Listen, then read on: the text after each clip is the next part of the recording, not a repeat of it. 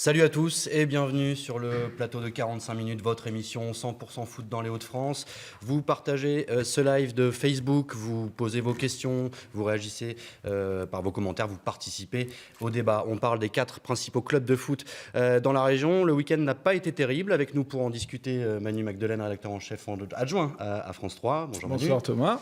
À Amiens, on a Jean-Louis Crossy, journaliste de la rédaction France 3 Picardie, pour débattre également avec nous. Salut Jean-Louis. Bonjour à tout le monde. On te retrouve juste après, en plateau pour débattre avec nous également François Launay, 20 minutes Lille, habitué du plateau de 45 minutes. Salut François. Salut Thomas. Un petit nouveau, un petit jeune, Lionel Gougelot. Gentil. D'Europe 1, 550 matchs quasiment du LOSC au compteur. Il est là pour en discuter avec nous. Il ne connaît pas que le LOSC dans la région, évidemment. Et on a Pascal Guillain avec nous, journaliste de Made in Lens en plateau. Salut Pascal. Bonjour. Tu vas bien ? Impeccable. Bienvenue à toi. Et on commence, une fois n'est pas coutume, justement avec la Ligue 2 et avec Lens qui se déplaçait vendredi soir à Ajaccio pour le compte de la 28e journée.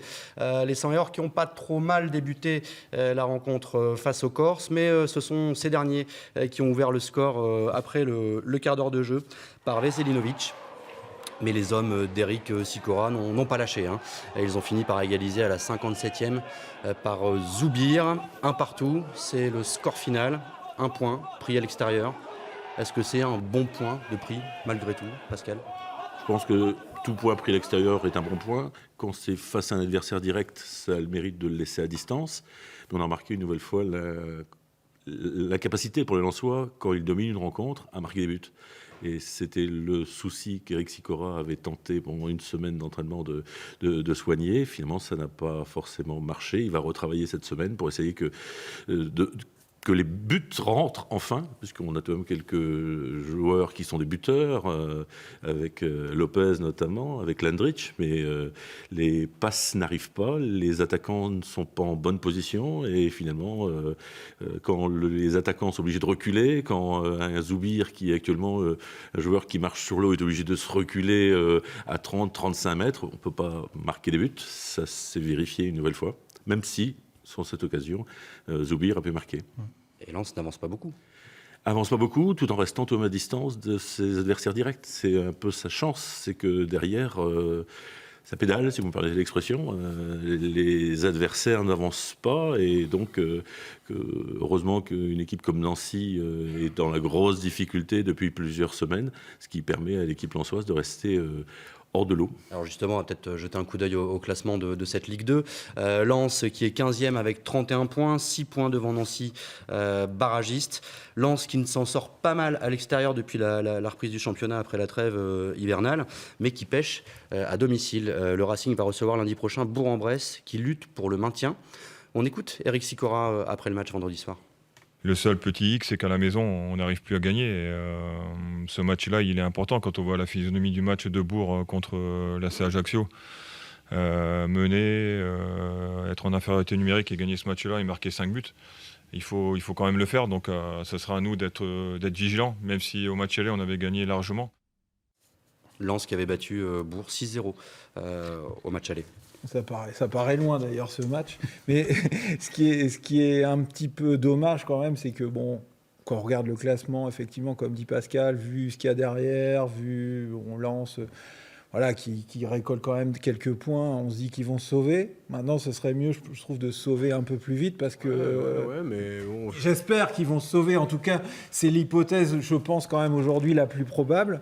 Mais ce serait mieux de le faire assez vite parce que Lens, faut le rappeler, il y a une course contre la montre qui va se lancer là très vite. Il faut monter l'année prochaine. Il n'y aura plus le choix la saison prochaine. Il y a eu une saison là c'est raté, mais on peut pas à Lens 2 saisons à rater comme ça la Ligue 1 avec un budget comme le RC Lens, c'est pas possible. Donc on prépare mieux quand on s'est sauvé 2-3 journées avant la fin. Et c'est mal parti, ça. Ça va être la 4e saison d'affilée en Ligue 2 ouais. pour le Racing. C'est pas arrivé depuis, je crois, les années 80. Donc ça commence à faire beaucoup cette attente du côté des 100 heures. Mais là, ils sont en pleine gueule de bois. Les Lensois, ils viennent de passer une semaine cauchemardesque. Imaginez, ils auraient pu avoir l'opportunité de jouer une demi-finale de Coupe de France, de quoi rehausser un peu leur saison très, très moyenne en Ligue 2.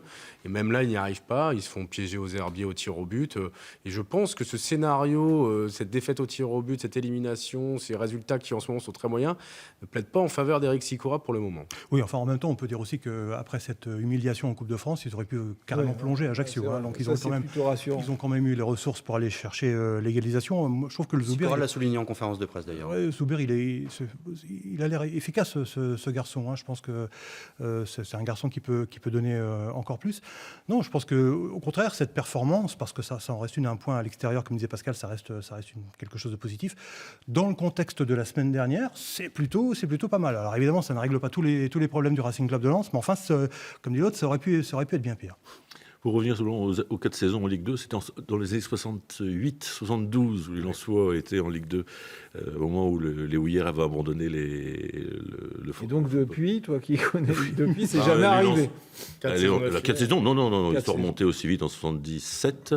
Ils sont restés une saison en plus en 89. Alors, à ceci près, moi j'aime bien toutes les questions de budget et tout ça, on va dire, mais quand même, à ceci près que là, c'est 4 saisons avec des charges. Et voilà, c'est ça qui est important. C'est que tout ça, on sait très bien que ça met une pression énorme sur le club. Et d'ailleurs, Arnaud Pouille, quand il est venu ici, il était à ma place. Il n'a pas dit autre chose que de toute façon, l'année prochaine, c'est plus qu'objectif monté. Il faut la monter, sinon c'est le club qui est vraiment en danger, parce qu'il a des charges. Pas d'un club de Ligue 1, parce que quand même, la voilure a été un peu réduite à bien des égards, mais à d'autres, on est quand même encore sur un modèle Ligue 1 qu'on ne peut pas tenir comme ça éternellement en Ligue 2. Ça, c'est clair. Joseph Ogourlian avait tout de même, via la voix d'Arnaud Pouille, signalé qu'il se donnait le temps qu'il fallait.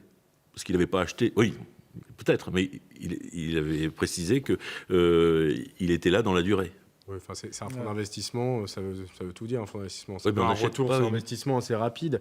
Si à un bout d'un moment, il a à perte avec le Racing Club de Lens, je ne pense pas qu'il va s'éterniser. En effet, il faut absolument monter la saison prochaine. Sinon, je pense qu'il va commencer à se lasser, Joseph Ogourlian. Mais il aurait perdu aussi l'argent qu'il aurait mis entre-temps. Sur l'importance du moment là qu'on vit, voilà... Il faut se souvenir que Lens a complètement raté son mercato l'an dernier, a dû rectifier au tout dernier moment en août et tout. Ça ne veut pas dire que ça avait été mal préparé, mais quand même, voilà, les choix qui avaient été faits sont pas bons. On peut aussi, mais l'idée, c'est quand même de se dire, s'il y a un peu plus de temps pour se préparer, pour recruter, pour se mettre dans les bonnes conditions, c'est mieux que d'attendre la dernière journée pour dire, ouf, on est... On part avec qui alors? On garde Éric Sicora comme coach? Alors, c'est ça la question. Qu'est-ce qu'on fait? Parce qu'à un moment, Éric Sicora, il était indiscutable il y a un mois. Je pense que les résultats actuels commencent un peu à le fragiliser, il serait bon pour lui de redresser la barre d'ici la fin de saison pour pas se faire peur jusqu'au bout et pour justement asseoir son autorité et sa légitimité pour la saison prochaine. Le problème, c'est que malheureusement, compte tenu de la situation du club, je ne suis pas convaincu que même un maintien qui serait garanti à partir des tout prochains matchs permettrait justement un certain confort à Éric Sicora. Je pense que quel que soit le scénario du maintien, parce qu'on peut quand même imaginer que Lens se maintiendra en Ligue 2 cette saison, quel que soit le scénario du maintien, dans la difficulté, dans la douleur ou même avec une certaine réussite, je crois que l'avenir d'Éric Sicora, il s'écrit quand même en pointillé ou en tout cas avec un gros point d'interrogation. Malheureusement pour lui, parce que c'est un garçon qu'on adore. Un petit mot peut-être avant de passer à Valenciennes, parce qu'on entend parler du retour du druide là, dans la maison lensoise. Qu'est-ce que c'est que cette histoire? Alors c'est vrai que ce matin, il y avait un petit entrefilé, comme on dit, dans la Voix des Sports, qui disait que Daniel Leclerc avait été reçu... Alors, le mieux, c'était de vérifier auprès de l'intéressé. Je l'ai appelé. Alors, il n'a pas été reçu. Il est allé lors d'un des derniers matchs. Là, il était à Bollaert. Il était invité. Il a rencontré les dirigeants. Il a rencontré Gervais Martel. Il a rencontré Arnaud Pouille. Il a rencontré Éric Roy à une autre occasion. Il aime penser qu'il est consulté, je pense. Voilà, parce que c'est quelqu'un qui, à Lens, continue à avoir une aura, il représente quelque chose. Effectivement, sans doute, on lui a demandé son avis. Effectivement, il m'a confirmé que l'avenir du RC Lens, et notamment la saison prochaine, l'intéressait fortement. Maintenant, est-ce qu'il prendra un rôle? Est-ce qu'il est vraiment consultant et tout ça? Tout ça, là-dessus, il dit non, non, non et non. Voilà. Mais après, c'est sa parole. Là, je vous retranscris ma conversation avec Daniel Leclerc, qui vient d'ailleurs de temps en temps dans l'émission. il est intéressé par l'avenir du RC Lens et peut-être effectivement Éric Sicora, Éric Roy ou Gervais Martel aiment le consulter ou lui demander comment faire pour monter en Ligue 1. Je ne sais pas, je suppose que c'est ça. Alors sur le débat du coach, on a Benoît Desgardins qui nous dit « Il faut un entraîneur avec de la poigne à Lens. J'apprécie la personne et le joueur qu'il a été, mais là, c'est pas possible. Un entraîneur, ça bouge sur le terrain, sur sa zone, et là, ça ne reste pas silencieux comme il le fait. » Amiens, Jean-Louis, tu veux intervenir ? Oui, je voulais juste savoir si, pour les spécialistes nordistes, l'élimination en coupe du Racing Club de Lens, c'est plutôt une bonne chose, dans la mesure où, finalement, ça libère l'équipe pour le championnat, ou alors, au contraire, ça peut peser sur le moral des joueurs. Moi, je pense que je crois qu'on n'est pas du même avis. Mais moi, je pense que c'est une très mauvaise chose. Si vous voulez faire rêver les supporters, dire que Lens est de retour, regardez le stade qu'on a, vous ne pouvez pas passer à côté d'une demi-finale de Coupe de France avec la possibilité d'affronter soit le PSG, soit Caen, voire même le tirage, là c'était les Herbiers, voire même Chambly. Vous ne pouvez pas passer à côté de ça dans une période où justement vous êtes dans le creux et il y avait justement cette petite flamme, cette petite étincelle qui vous faisait dire la fin de saison peut être intéressante et ça vous le ratez aussi. Donc non, c'est moi je pense parce que très sincèrement, je pense qu'ils vont se maintenir en Ligue 2. Là, ils sont passés à côté d'une très très belle chose pour refaire parler d'eux. Ils vont se maintenir en Ligue 2, mais je pense que cette élimination, c'est un mal pour un bien. Je pense que ça libère un peu d'influx et qu'il y a quand même une priorité, c'est le championnat. Donc, elle est humiliante sportivement, elle n'est pas si dramatique que ça pour le restant de la saison. Très rapidement, Pascal Sicora parle d'un maintien possible à 40 points. Est-ce que donc 3 victoires, est-ce que c'est jouable? C'est possible. Mais pour en revenir sur l'élimination, quand une saison est pourrie, elle est pourrie.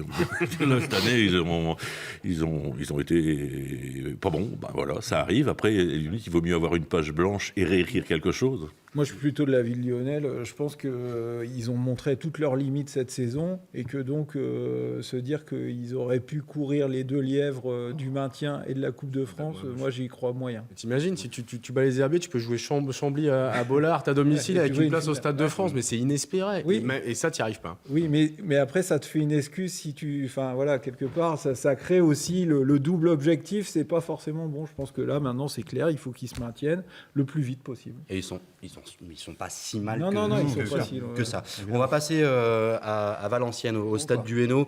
Valenciennes recevait Orléans vendredi soir et c'est un ancien de la maison valenciennoise qui a ouvert le score pour les Orléanais sur coup de pied arrêté. Anthony Le Tallec, ancien grand espoir du football français, en 2 fois Damien Perkis à la 39e minute de jeu. Alors après, c'était un match un peu bizarre, malgré un penalty pour Orléans, quelques situations chaudes assez mal négociées. Le score en est resté là, défaite de VA à domicile. VA toujours 13e avec 33 points, 8 points au-dessus de la zone rouge, avec là aussi un seul objectif en tête, le maintien en Ligue 2. On écoute Réginald Doré qui n'a jamais oublié cet objectif. Ça fait longtemps que l'objectif il est déterminé, il est ciblé.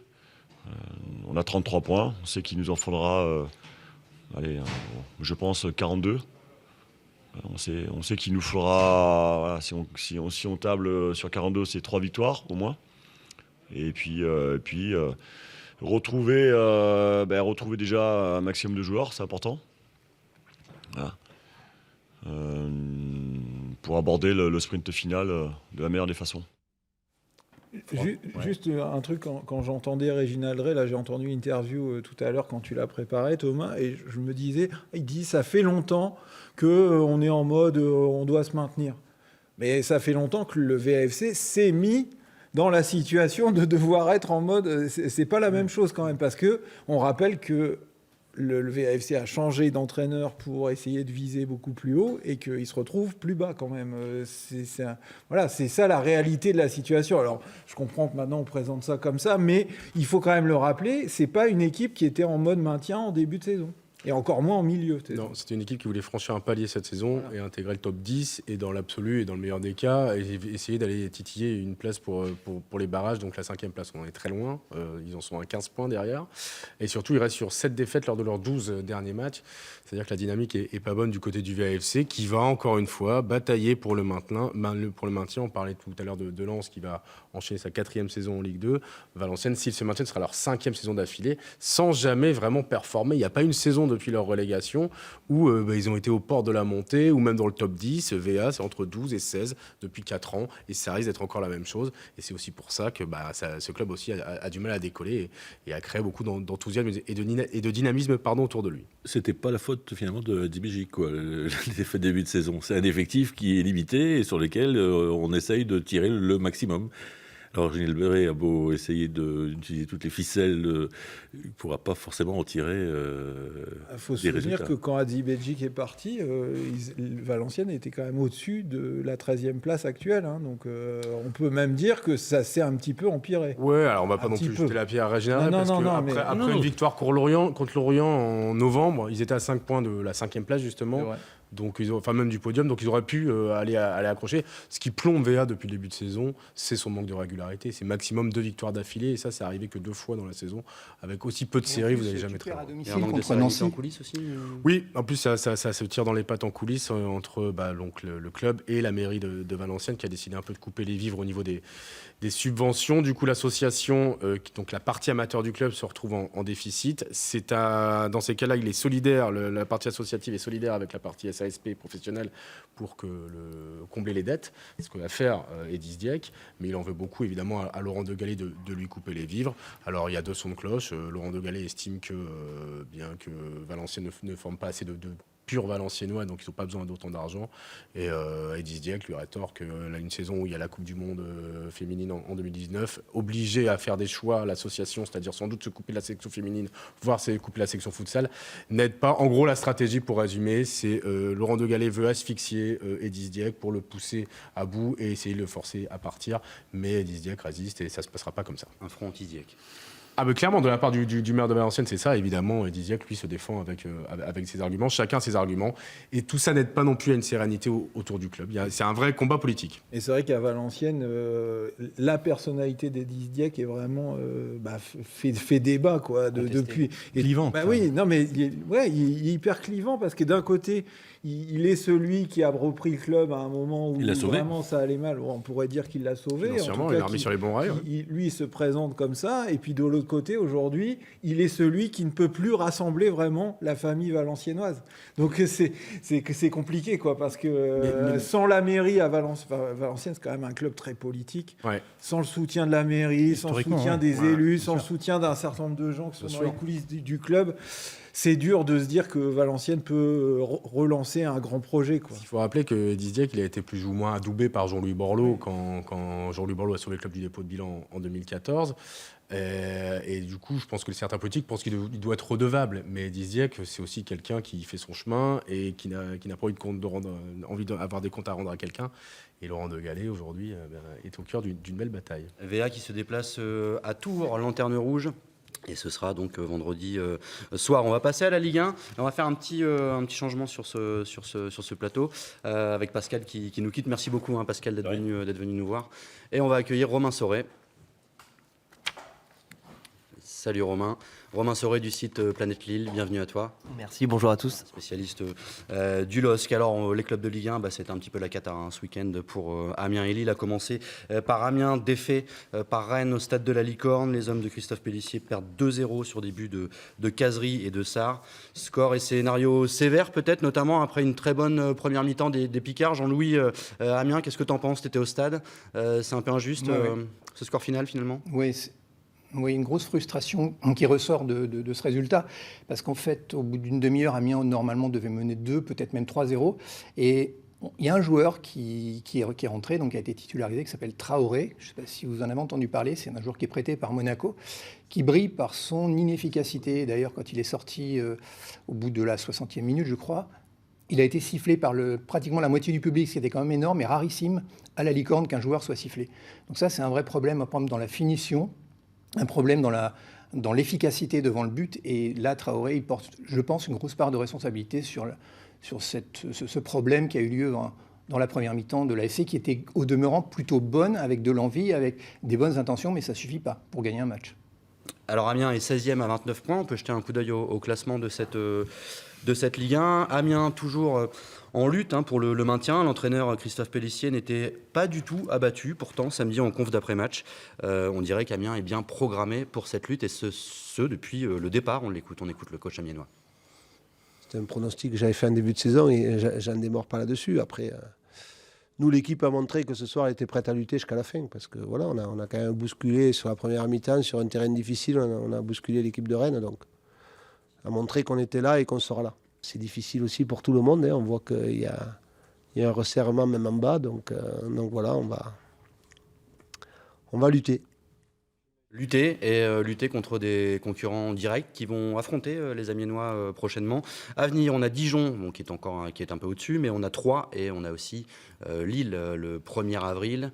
Il y aura du Strasbourg également. Amiens peut jouer un peu l'arbitre en bas de tableau. Jean-Louis, qu'est-ce que tu en penses ? Oui, tout à fait. Et Metz également pour la dernière journée à domicile, donc avant le déplacement à Marseille, le 19 mai. Effectivement, Amiens va être, je ne dis pas l'arbitre, mais va être concerné par pratiquement à la fois le bas du championnat, c'est-à-dire ils vont affronter 4 des 5 derniers, et ils vont affronter le top 4. Ils vont affronter également Paris, Lyon, Monaco, et le dernier qui est Monaco, Paris, Lyon, et je ne sais plus qui est le dernier. C'est ça, Paris, Lyon. Lyon, tout simplement. Voilà. Donc c'est vrai et Marseille, pardon. Et donc ça pose effectivement un vrai problème pour Amiens. On peut penser que les 4 matchs au sein du top 4, ils auront des grosses difficultés, et donc il faut absolument qu'ils remportent, on va dire 4 victoires sur les 6 équipes qui vont devoir affronter, dont notamment les 4 qui sont les candidats directs pour eux pour la descente, pour le maintien. On peut peut-être revoir justement la palette classement, parce qu'il y a un truc qui est intéressant, c'est que ça se décante vraiment, c'est-à-dire que maintenant au niveau de Saint-Étienne, on peut se dire que ça y est, ils sont plus vraiment concernés par l'opération maintien, c'est-à-dire à partir de 35 points. Là on voit qu'il y a un trou entre Angers et Saint-Étienne, il y a 4 points. Donc en gros, Angers, Strasbourg, Amiens, Toulouse, 3, LOSC, il y a deux de ces équipes qui vont descendre. Enfin, c'était pas aussi clair il y a quelques journées. Là, j'ai l'impression quand même que ça l'est plus maintenant. C'est en train de se décanter, mais quand on voit le nom de différentes équipes, il n'y en a qu'une qui n'était pas programmée pour le maintien, c'était Lille. Les autres, et à commencer par Amiens, savent très bien pourquoi elles sont là, pourquoi elles jouent depuis le début de saison, c'est pour finir 17e. 17e, pour eux, c'est une qualification en Ligue des Champions. C'est équivalent à une qualification en Ligue des Champions pour Marseille ou pour Lyon. Et donc ils ont constitué un groupe pour ça. Et ils ont constitué un groupe pour ça. Donc Amiens est dans son championnat, et c'est pour ça que Christophe Pellissier n'est pas inquiet. Parce qu'ils ne sont pas décrochés, c'est pas Metz. Ils sont pas relégables, et ils vont en plus jouer contre les concurrents directs, donc ils vont pouvoir jouer des matchs à 6 points. Voilà, quasi à chaque fois. Et c'est ça, Jean-Louis, tu confirmes, Pellissier, on ne le sent pas du tout en panique en fait, par rapport à la situation du club, il est préparé. Pas du tout. Oui, tu as raison, il n'y a pas d'inquiétude, il n'y a pas de panique. Il y a peut-être un peu d'impatience de la part des supporters, ce qui est tout à fait logique, et de la presse peut-être aussi un peu. Mais non, on sent qu'au niveau de l'équipe, il n'y a pas d'inquiétude. En tout cas, de façon apparente, il n'y a pas d'inquiétude. Ils savent de toute façon que tous les matchs qu'ils vont aborder, là, en tout cas les 3 prochains matchs, vont être des matchs capitaux. Ça, ils le savent. Il faut arriver à gros 41-42 points pour le maintien. Amiens en a 29. En gros, il faut gagner 4 matchs sur les 10 derniers. Alors tu restes avec nous, Jean-Louis. On va passer au LOSC, qui a enregistré une nouvelle défaite, la 15e de la saison. Ce week-end, c'était à Nice. Lille s'enfonce, 5e match sans victoire d'affilée, 3 défaites pour 2 nuls. L'heure est-elle grave ? Messieurs, les journées passent, les Dogs n'avancent pas. Les Dogs, eux, sont à 27 points. 19e. Ouais. Et 19e, toujours. Là, il commence vraiment à avoir une... Là, s'il n'y a plus personne qui est inquiet, là, je ne sais pas ce qu'on peut faire. C'est extrêmement inquiétant. La dynamique est mauvaise. On se rend compte que Christophe Galtier, qui était censé un peu soigner les maux du LOSC, n'y arrive pas. Et en l'espace depuis qu'il est arrivé, pour l'instant, la moyenne de points est légèrement inférieure à celle de Marcelo Bielsa. Alors, pour d'autres raisons, évidemment, puisque Galtier n'a pas choisi ses joueurs. Mais voilà, il n'y a pas de rebond, il n'y a pas le rebond espéré. Le mal semble très profond du côté du LOSC. Et encore, les résultats de ce week-end sont relativement favorables. On aurait pu, enfin, je dis c'est Lille aurait pu être décroché assez nettement ce week-end, parce que heureusement que pour les Lillois, Amiens et Strasbourg ont été battus, et Metz et Toulouse se sont neutralisés. Donc ça concourt à resserrer un peu plus cette poche de danger dans le fond du championnat. Mais imaginez que les résultats étaient autres pour les concurrents directs, ça aurait été vraiment compliqué. Sur Facebook, il y a Armel qui nous dit que Lille et Amiens, ce sera très dur le maintien. Vous postez vos commentaires, on les surveille, on essaie de les relayer. Je ne sais pas ce qu'en pense Romain, mais moi je sens venir quand même le Amiens-Lille comme une sorte de Lille-Amiens. Bizarrement, le Lille-Amiens, pardon. Jour de Pâques. Lille-Amiens, encore une sorte de match vraiment plus que capital, quoi, un peu coup près, parce que je pense que Je dis ça, voilà, tous ceux qui aiment la région, on espère que les deux, évidemment, se maintiennent, mais j'ai quand même l'impression qu'il y en a un des deux qui va y passer, quoi. Enfin, comme vous le disiez là tous tout à l'heure, le gros problème en fait par rapport quand on regarde le classement qui était là, c'est que sur les 5 équipes, je crois que c'est François qui disait ça, il y en a une qui était quand même pas prévue, c'est le LOSC. Même nous en tant que supporters, on imaginait tout sauf ce scénario qui est de jouer entre guillemets à 10 journées de la fin, d'éviter la relégation et surtout en position où il y a un manque de confiance totale. Donc là, quand on regarde aujourd'hui les équipes qui sont là, on se dit qu'on est les seuls mentalement à pas être programmés pour éviter la relégation. Et moi, ce qui me fait vraiment peur, c'est la spirale. À un moment donné, on s'était vu il y a un mois. J'étais présent, on en avait parlé, on était beaucoup plus positifs, les supporters aussi. Sur notre site, on fait toutes les semaines en fait un sondage pour savoir sur Planet List ce qu'en pensent les supporters. Et la dernière fois, c'était 75% de personnes qui pensaient qu'on allait être sauvés. Aujourd'hui, on en est à peine 50%.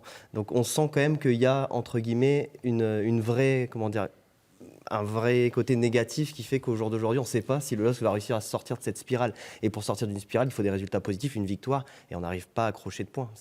Le problème du LOSC, c'est que même quand il y a une victoire, bien souvent derrière, il y a une désillusion. Je crois qu'il n'y a jamais eu de série de victoires, dites-moi si je me trompe, cette saison. Et je pense que c'est vraiment ça le problème du LOSC, c'est cette capacité à enchaîner sur un bon résultat. Parce que des bons résultats, des bons matchs ou des bonnes mi-temps, il y en a eu quand même depuis le début de cette saison. Sans aucune régularité. Mais sans aucune régularité et sans aucune constance. Moi, je suis désolé, mais s'il faut attendre un exploit de Luis Araujo tous les 3 matchs pour essayer de se maintenir, c'est fini, quoi. On peut déjà dire stop. Il y a ça aussi, et puis il y a le fait que, et c'est là où je dis que mentalement, le LOSC n'est pas programmé de ne pas réussir à gagner contre des équipes qui jouent le maintien. Angers, chez nous, c'est pas un match à perdre. Bien sûr. Surtout pas. Et pourtant, on le perd. À 3, on avait déjà joué à 3, on a perdu à 3. Ces matchs-là sont hyper importants et on les perd. Donc je pense qu'il y a mentalement le LOSC n'est pas prêt. Même sur le scénario de ce week-end, le regret, c'est quand même que quand tu reviens à un partout et que tu es dans cette situation, et, enfin, comme on disait, voilà, ça fait un peu ancien de dire ça, mais tu blindes à fond et tu te dis, mais un point à Nice, vu notre situation, c'est incapable de blinder. Non, mais les buts que tu prends, tu sais toujours des erreurs immenses des défensives. Le but de Toko Ekambi la dernière minute la semaine dernière contre Angers, c'est incroyable qu'il soit tout seul. Et même chose pour Cyprien là contre face à Nice, c'est incroyable. C'est un centre de Souquet, ouais. On remet le couteau dans la plaie, mais voilà, il y a toujours des erreurs de marquage, de concentration, d'attention, et Galtier en est conscient. Oui, mais pourtant alors, je vous coupe, Galtier, il a défendu ses joueurs ce week-end. Hein, il a loué leur état d'esprit, etc. On l'a senti, alors pour le coup, pour rebondir sur l'état d'esprit affiché par Pélissier après la défaite d'Amiens, qui lui, on sent qu'il est programmé, etc. C'est pour rejoindre ce que tu dis, Romain. Galtier, il était vachement marqué quand même ce week-end dans l'écoute. Je sais que nos supporters sont inquiets. Certains ont même peur, je peux les comprendre. Mais si les joueurs y mettent autant dans les matchs qui vont arriver, je reste persuadé qu'on aura des victoires et qui nous permettront d'espérer se sortir de cette situation-là. Alors on a Charles sur Facebook qui nous dit « On ne sent pas que le LOSC souhaite s'en sortir, il n'y a pas d'envie de combativité, je pense que la descente est quasiment acquise. Qu'en pensez-vous » Optimiste en tout cas. On sent de la joie de vivre dans ce message. Pardon, excuse-moi. Christophe Galtier parle de l'envie, de la détermination. Bon. Ok, moi je veux bien, mais le problème du LOSC, c'est que c'est pas ça qui va faire la différence. Le problème du LOSC, c'est la qualité du jeu. Il disait la semaine dernière que le talent aussi, ça servait pas. Mais oui, non, mais en fait, il faut un mix des deux, quoi. Il faut peut-être un petit peu moins d'envie, un petit peu plus de talent, un petit peu plus. Enfin, vous voyez ce que je veux dire. Il ne peut pas compter que sur l'envie, parce qu'il y aura des faits de match, il y aura des décisions arbitrales. Ça, je vous mets mon billet qu'il y aura des polémiques sur des matchs décisifs. Vous allez voir, ça va venir. On l'a vécu pendant le cours de la saison. Donc, il va y avoir tous ces ingrédients, tous ces éléments là qui vont entrer en ligne de compte. Et c'est pas seulement avec l'envie et la détermination que le LOSC se sauvera cette saison. Et malheureusement, comme moi je crois que le talent n'y est pas, on est au bord du gouffre. Il y a l'ingrédient qui n'y est pas depuis le début de la saison et qui ne pourra pas arriver en cours de saison, c'est celui de la maturité dont on parle depuis. Oui, et puis aussi ça aussi. C'est l'esprit, c'est la maturité et c'est aussi le manque d'expérience et le manque de leader. Et ça, Christophe Galtier l'a pointé du doigt avant le match de Nice en conférence de presse, qu'on lui disait... Ouais, mais à 10 matchs de la fin, tu dis on n'a j'ai pas de leader. Il n'a pas de leader. Et C'est un constat, tu peux rien y faire. Enfin, Non, je veux dire, il fera tu pas le de leader en deux dis, mois. mais il n'y a pas un leader qui va pousser là tout d'un coup. sortir du chapeau, ça, c'est non, clair. c'est Et ça. c'est flippant. Ouais, mais c'est pour ça que quand on l'entend prononcer le mot peur, je pense que lui-même a peur. Enfin, Moi, je fais pas de la psychanalyse à dessous, mais quand je l'entends, la façon dont il parle, dont il met des silences énormes, il fait toujours ça, mais là vraiment particulièrement. On sent marqué quand même. On sent que, vendredi, là. oui, lui-même, il se dit, j'ai pas 50 solutions, j'en ai déjà essayé plein, ça ne marche pas. Même quand l'esprit, là il a dit l'esprit était là, et c'est vrai que l'esprit était un peu plus là que lors des précédents matchs. Non, Lyon, Paris avait l'esprit. Hein. Ouais, là, honnêtement, ils étaient. Enfin voilà, il y a eu un retour à nouveau. Bon, non, mais l'esprit est là en général. Mais même avec ça, tu gagnes pas. Là, c'est inquiétant, quoi. Ouais, c'est l'évolution même de Galtier est inquiétante aussi dans les conférences de presse parce qu'on a eu l'impression qu'il a utilisé tout de suite les ressorts qu'il pouvait. Si on se souvient, entre guillemets, en se mettant très vite en colère, ce qui n'était pas le cas sous Bielsa, et en essayant de faire rebondir ses joueurs. Et aujourd'hui, j'ai l'impression dans le discours qu'on me disait qu'il y a une certaine fatalité quand on l'entend un petit peu parler. Et à 10 journées de la fin, entre guillemets, espérer, parler comme ça aux supporters.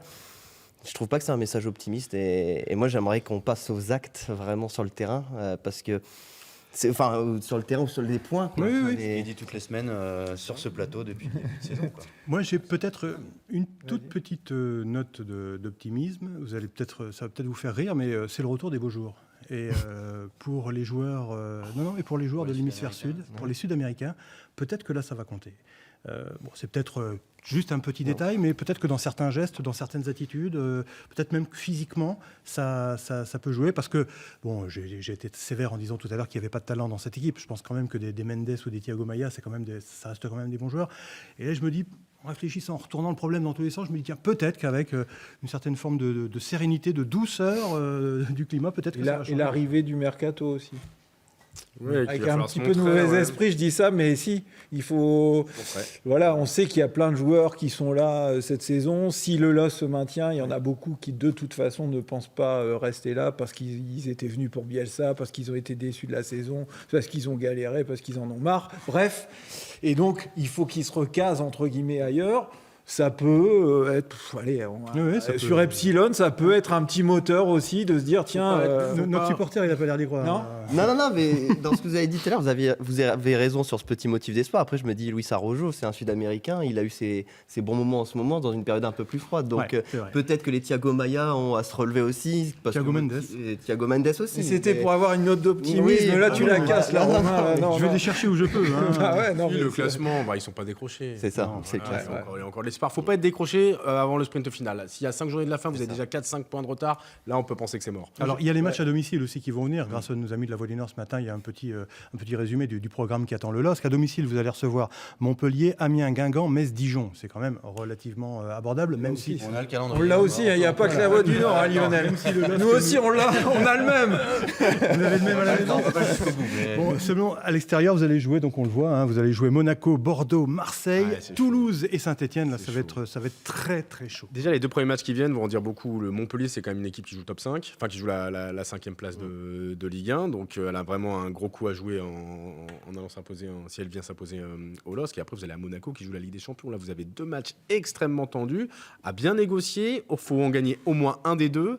Et, parce qu'après, vous avez une trêve de 10 jours. Et là, vous rejouez le match, un des tournants qui reste de la saison. C'est avec ce derby des Hauts-de-France face à Amiens, mais il ne faut pas arriver face à Amiens en ayant 0 points en compteur. Après la réception de Montpellier, le déplacement à Monaco. Sinon, vous allez jouer avec la peur au ventre. On a Michael Vamprat justement sur Facebook qui nous dit que ce championnat n'est pas encore mort. On en pense quoi du côté d'Amiens, Jean-Louis ? On pense à peu près la même chose que vous, sauf que je pense qu'à Amiens, on ne se raccroche pas à des histoires de météo, parce qu'il y a aussi à Amiens des Sud-Américains, qui sont présents, et je pense que tous les clubs concernés par le maintien, évidemment, vont être aussi concernés par les changements, ou en tout cas l'amélioration du climat et des terrains en tout cas. Non, Amiens, je pense que, comme vous l'avez dit, le match clé sera peut-être le derby des Hauts-de-France, donc au stade de Mauroy, donc le 1er avril, donc c'est dans 15 jours, dans 3 semaines. Ouais. Et là, effectivement, Amiens doit aussi, comme le LOSC, marquer des points avant cette rencontre, qui peut être évidemment une rencontre coup près. En plus, avec l'histoire du match aller, voilà, c'est il y aura des petits relents forcément. Tu peux pas arriver à poil, j'ai envie de dire. Avant ce match-là, tu es obligé de prendre des points contre Montpellier ou Monaco, sinon Amiens va gagner le match. Bah non, mais là c'est pas du 2-20, c'est juste que effectivement, moi je suis d'accord avec François. Là maintenant, le problème c'est que comme c'est une équipe qui est pas prête à jouer ça. La pression négative de dire on ne peut pas perdre, je pense que cette équipe-là, elle va se déliter complètement. Enfin, en tout cas, c'est ce qu'on ressent là dans leur façon d'être et leur façon de jouer. Je ressens qu'il faut qu'ils marquent là vite des points parce que sinon, la fin de saison, ils auront vraiment du mal à marquer sur les matchs à haute pression. Alors justement, le grand patron Gérard Lopez serait à Luchin actuellement. Il est à Luchin. Il le serait pour quelques jours, une mobilisation générale. On peut se dire c'est le moment, mais il est temps. Voilà. Enfin, est-ce que c'est pas un peu il avait perdu le GPS parce que je crois que son GPS lui indiquait pas bien Luchin. Enfin, il se retrouve à Luchin. On est au mois de mars. Il a fallu combien de temps? Alors, il a fait des matchs. Il rencontre les supporters à 19h tout à l'heure. Il a rencontré aussi les salariés du club aujourd'hui. Ouais, voilà. Et il a rencontré aussi les joueurs et voilà. Il a quand même laissé son programme est bien. Le doute.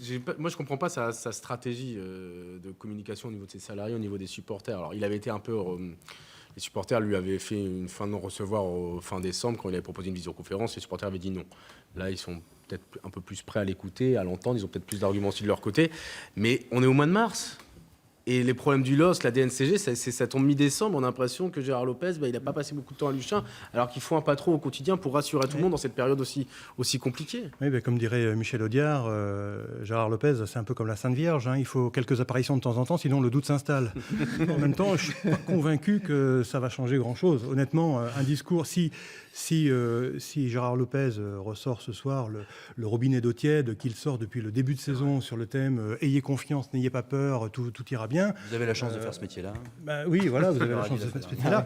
Je ne suis pas sûr que ça change grand-chose. Ce qui est dramatique, c'est qu'effectivement, Gérard Lopez, ce n'est pas Jean-Michel Aulas qui déboule dans les vestiaires et qui tient son groupe à la force du poignet, quoi. Là, ce soir, il va rencontrer les supporters. C'est très bien parce que, par ailleurs, s'il y a bien une chose dont le LOSC ne peut pas se permettre, c'est la colère des supporters et cette espèce d'ambiance pourrie qui pourrait, pour le coup, complètement déstabiliser le groupe jusqu'à la fin de la saison. Qui ont beaucoup de patience. Qui ont beaucoup de patience. Moi, j'ai connu ça, je vais parler comme un ancien, dans la saison 96-97, lors de la relégation du LOSC, où on vivait des matchs d'une ambiance délétère en fin de saison.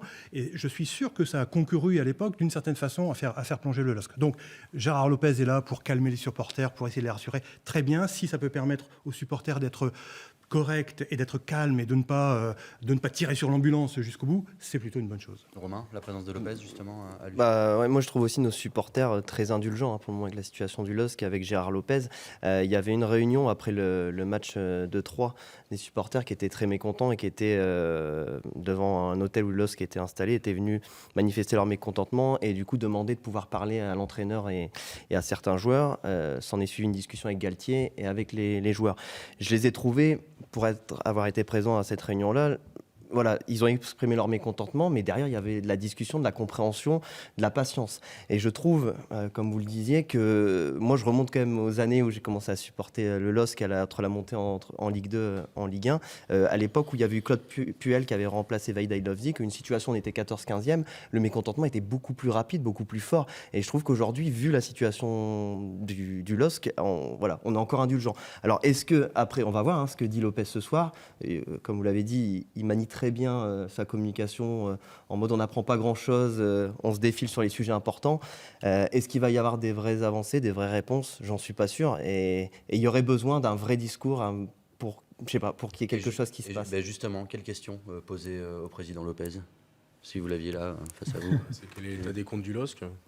Je sais pas. Moi, c'est la première question que je pose. Est-ce que si c'est- le LOS peut être rétrogradé administrativement, aujourd'hui vous en êtes où? Est-ce que vous avez trouvé des investisseurs? Est-ce qu'il y a de l'argent dans les caisses du club? Voilà, moi c'est financier mon inquiétude au niveau de Gérard Lopez. C'est sur l'avenir, pardon. C'est sur l'avenir même du club, quoi, tout simplement. Parce que, à la limite, une relégation en Ligue 2 sportivement, bon, je veux dire, c'est pas non plus. Ça arrive, ouais. Ça arrive, c'est des choses, ça fait partie du sport, ça fait partie.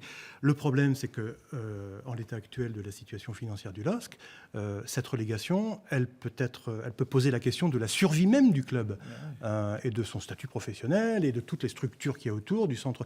Donc c'est ça qui est angoissant, je dirais, pour, entre guillemets, même si on est d'abord journaliste, les supporters que nous sommes, ou en tout cas les amoureux du football que l'on est. Parce que si le LOSC est relégué en Ligue 2, c'est sa survie pure et simple qui est en jeu. C'est ça en fait, la grosse inquiétude elle est là, c'est-à-dire qu'il y a ce côté sportif où en effet il y a des clubs à qui c'est arrivé, Monaco, Lens, Strasbourg. Bon, Strasbourg ça a été plus Pour le coup, Strasbourg, ça a mis des années. Strasbourg. Mais moi voilà, j'ai peur d'un exemple à Strasbourg ou récemment d'un Bastia, un scénario à la Bastia pour le LOSC qui dans ces cas-là va avoir beaucoup de mal à s'en remettre parce qu'on ne connaît pas l'état des comptes du club. Mais ça, je pense, c'est la vraie question à laquelle il faut que maintenant Gérard Lopez réponde. C'est que se passe-t-il si le club descend en Ligue 2 ? Est-ce qu'il va directement en CF1 ? Est-ce que quand on a emprunté environ 150 millions d'euros et qu'on se retrouve en Ligue 2 avec des charges d'un club de Ligue 1, avec un centre de formation, avec le remboursement qui va arriver très vite d'un fonds d'investissement qui, lui, va réclamer vraiment son argent, est-ce que le club peut survivre ? Est-ce que le club peut survivre à la stratégie que vous avez mise en place, qui est une stratégie à haut risque ? Est-ce que... Parce qu'il faut quand même dire, là on parle d'Amiens.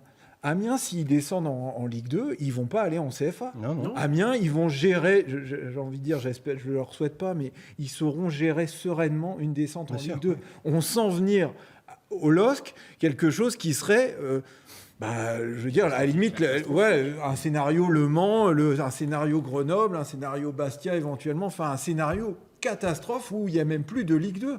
Et moi je pense qu'il faut quand même qu'on dise aux supporters, le scénario du LOSC qui est 19e, qui descend en Ligue 2 et qui joue la saison prochaine en Ligue 2, c'est quand même le moins probable. C'est-à-dire la saison suivante, elle se jouera au mieux en National 2, CFA. Donc. C'est pour ça que ce maintien, il est oui. indispensable. Il y a que ça. Parce que même en se maintenant sportivement, t'es même pas sûr d'être maintenu économiquement. Ouais. On rappelle qu'il y a quand même une rétrogradation administrative qui plane au-dessus de la tête. C'est-à-dire que même un maintien sportif ne te garantit pas forcément un maintien en Ligue 1 la saison prochaine, mais pourrait limiter la casse, peut-être une relégation en Ligue 2. Mais là, si vous descendez sportivement, je pense que le club ne s'en remet pas. Frédéric Duvelli nous dit que Lopez doit passer de mauvaises nuits. Vous pensez qu'il dort vraiment très mal, monsieur Lopez Je pense que ça fait jamais plaisir d'investir autant d'argent et de voir que ça fonctionne pas. Ça dit, il a déjà vécu un scénario qui ressemble quand même, excusez-moi, si on fait un peu d'histoire, il a eu l'écurie Lotus, il l'a laissé en faillite, cette écurie, avec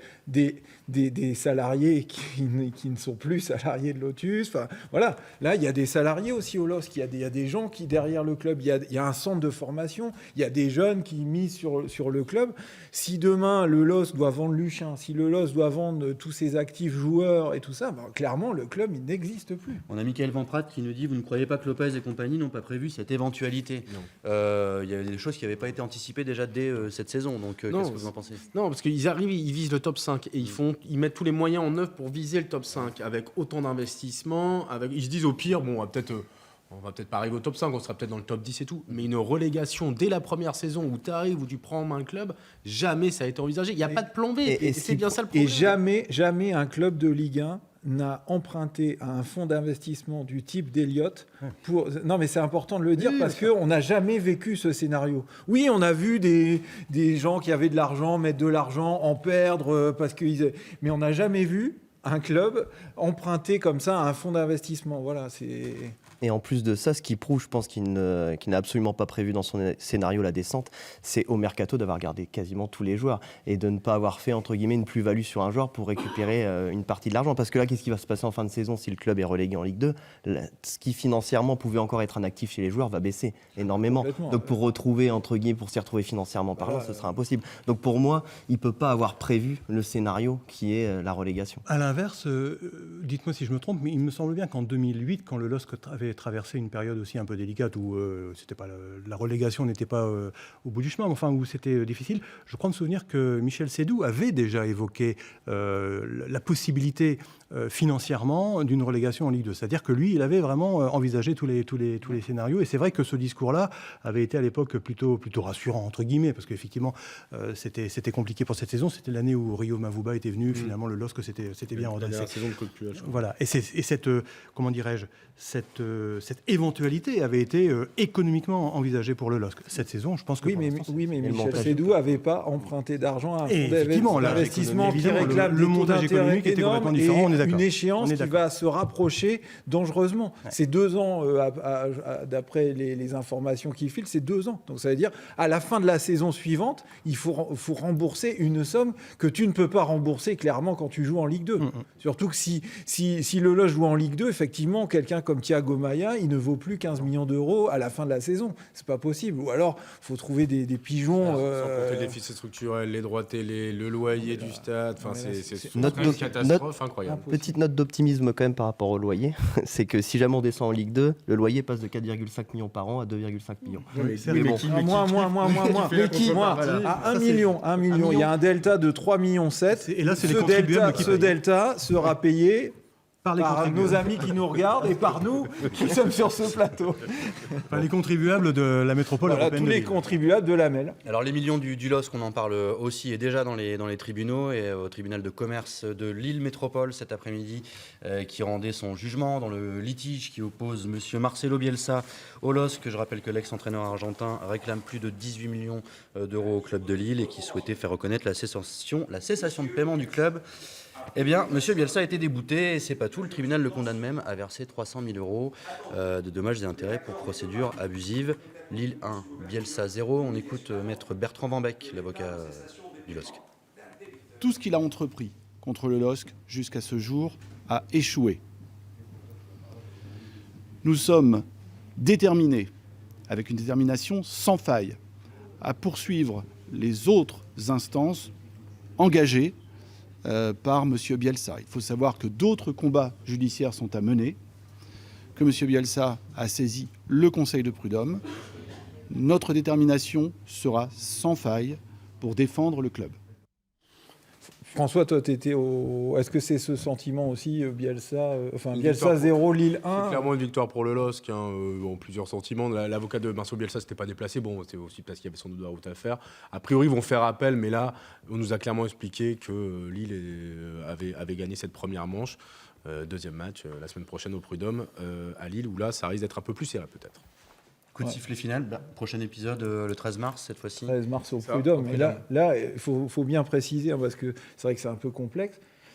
Marcelo Bielsa, il réclame toujours 18 millions d'euros. C'est simplement que là, il avait... En gros, ce sont des stratégies d'avocat. Cette stratégie-là, elle a complètement foiré. Maintenant, est-ce que son avocat, il n'est pas bon ou est-ce que finalement, il va retomber sur ses pattes au Prud'homme? Tout peut arriver. Pour la semaine prochaine. Voilà. Enfin, réponse, peut-être pas le jugement, mais au moins on aura une audience. Quoi. Vous l'avez entendu? À préciser, on l'a entendu. À préciser simplement que l'audience au Prud'homme est publique. Ce qui n'arrange pas forcément le LOSC parce que là, il va y avoir une sorte de déballage quand même, de chiffres, de contrats, de coulisses, de la façon dont le club est actuellement géré. Et je pense que la défense de Bielsa ne va pas se priver. On sent depuis le début qu'ils aiment jouer avec le fait qu'ils ont des infos, qu'ils vont les divulguer, que ça n'arrangerait pas le LOSC. Voilà. L'arbitre est énervé. À chaque fois, il s'énerve. Carton jaune. C'est la fin de ce 45 minutes à Amiens. Jean-Louis, salut. Merci beaucoup d'avoir participé à ce débat. Messieurs, merci. Et on se retrouve. Vous retrouvez Jean-Luc Douchet la semaine prochaine pour un nouveau numéro de 45 minutes. Excellente semaine à tous. Salut.